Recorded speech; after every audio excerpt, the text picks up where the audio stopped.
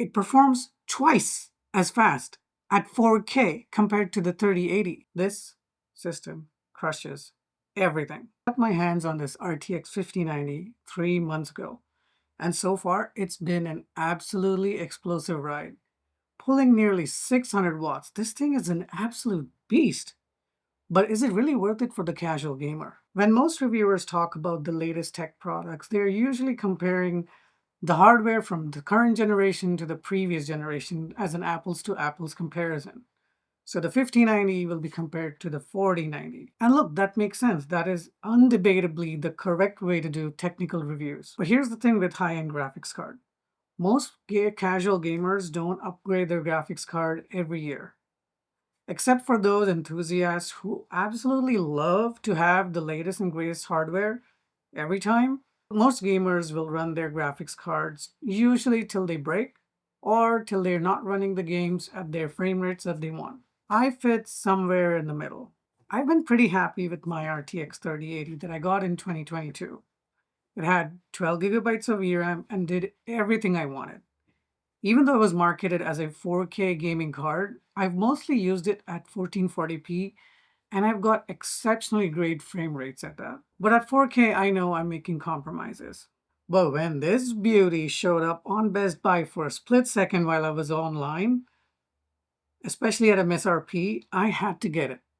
I've always wanted a Founders Edition card ever since I got to know about them years ago, even a year before I built my own PC. But is the $3,000 price tag really worth it?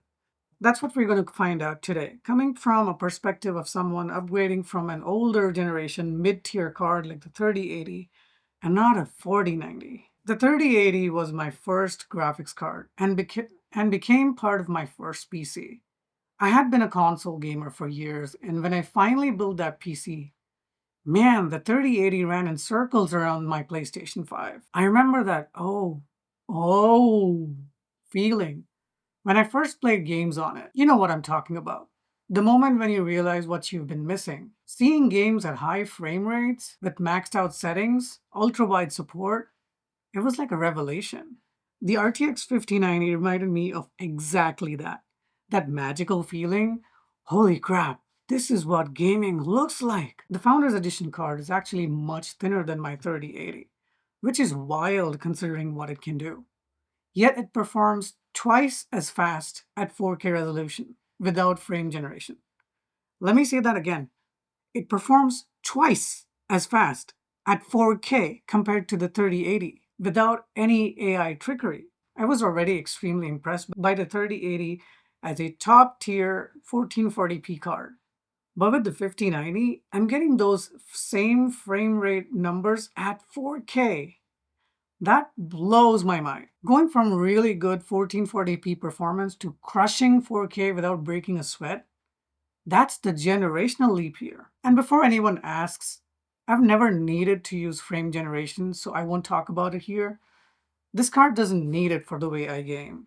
Now to make sure I'm getting everything out of this card, I paired it with the AMD Ryzen 7 9800X 3D. This CPU always ensures that the 5090 is being pushed to its absolute limits. Whether I'm gaming at 1440p or 4K, this CPU is never the bottleneck.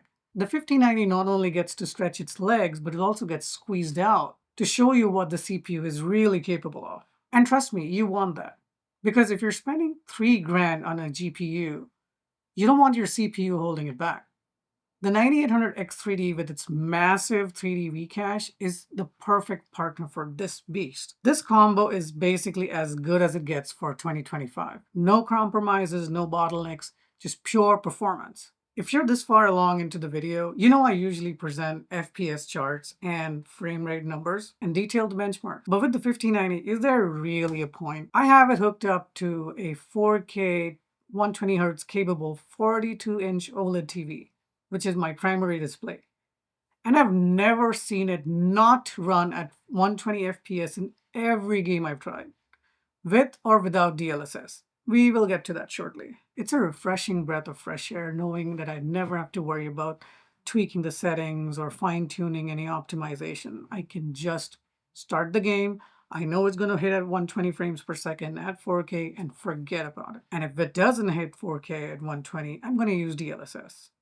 So know whatever game you throw at it, you're getting 120 frames per second at 4K with or without DLSS. No questions asked. No, if I turn down the shadows instead of ultra, maybe too high, none of that. Period. That peace of mind, that's actually worth something to me. Now let's get to the elephant in the room. Let's talk about how we actually get to those 120 frames per second because there's a lot of important context here. NVIDIA offers few tools to get high frame rates in your game. DLSS with or without frame generation is the obvious choice. As I mentioned earlier, I've never had to use frame generation. This card has always been powerful enough to do exactly what I need. But I was using DLSS on my 3080. See, here's the thing. Even with the 3080, I only started using DLSS once the Model 4 came out. The new Transformer model truly makes games look as good as native when using DLSS quality especially. Now, I'm a pixel peeper. I'll pause games and zoom in to check the texture quality and the sharpness. But even I couldn't tell the difference at 4K DLSS quality and native. I couldn't even tell the difference at 1440p. So if my game is not hitting 120 FPS, which to be fair is really rare, I just enable DLSS quality knowing there's an imperceptible loss in quality. It's basically free performance without any visual compromise. And that's what's special about this generation.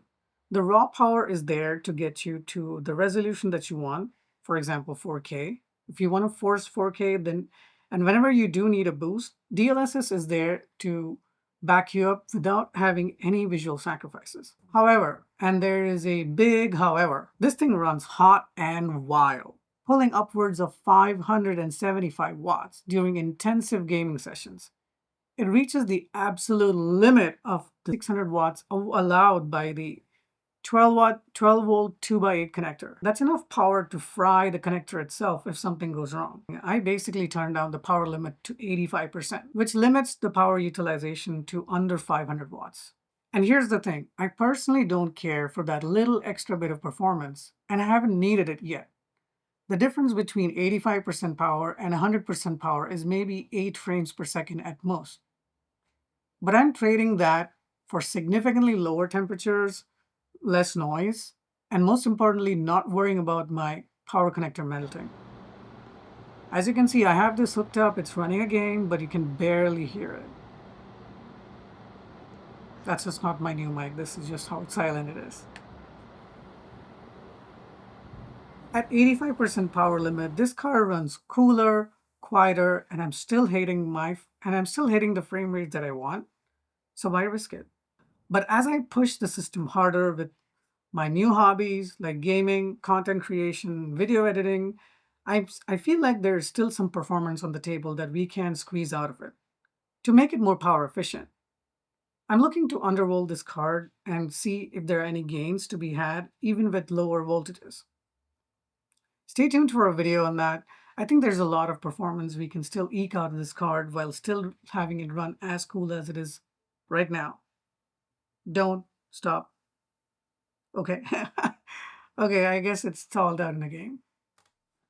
It's a legitimate workstation card that just happens to destroy all video games. So if you're a creator who also games or a gamer who's looking to get into content creation, the value proposition gets better. So is the RTX 5090 worth it? If you're coming from a 4090, no, not really. But if you're like me, who's coming from a 30 series card, or better, a 20 series card or a 10 series card, then this is a transformational upgrade. With the 3080, if I'm seeing twice the performance, if you're on a 1080, maybe you get 3 times. Just, I cannot imagine that. Going from pretty good 1440p to absolutely ballistic 4K changes how you experience games. Not having to think about settings, not having to compromise, not having to choose between visual quality and frame rate, that freedom is genuinely valuable. Add in the context of content creation benefits, faster render times, smoother editing, more VRAM for complex projects, and for someone like me who does both gaming and creative work, the RTX 5090 I'm trying to make sense of it, all right? But let me be clear, this is a luxury purchase. This is not a need. This is the nice to have desire. So if you're on 1440p, if you're on a budget, this is absolutely not the graphics card for you. The best graphics card I would advise for anybody in this generation, period, is the 5070 Ti. But now that we know the supers all along the way, but for me, who couldn't afford to game on PCs for most of my life, who owned a console in my mid 20s and was restricted to 30 FPS all my life, this thing is totally worth it. Worth every single penny. It's that moment all over again. The RTX 5090 is overkill. It's excessive. It's expensive. And for what I do and for how much joy it brings me every time I game and create content on it, it's worth every penny. Your mileage may vary, your needs are different, and your budgets are different. If you found this perspective helpful, drop a like and let me know that you actually enjoy this kind of content. Let me know in the comments what you think, or if you think I'm just a rich snob who's showing off my build. Let me know in the comments, are you rocking a 5090, thinking about upgrading, or are you perfectly happy with the graphics card you got? I really want to hear from you. Let me know in the comments, do you have a 5090 or do you have another graphics card? And what do you think about this video? Thanks for watching, and I'll catch you in the next one.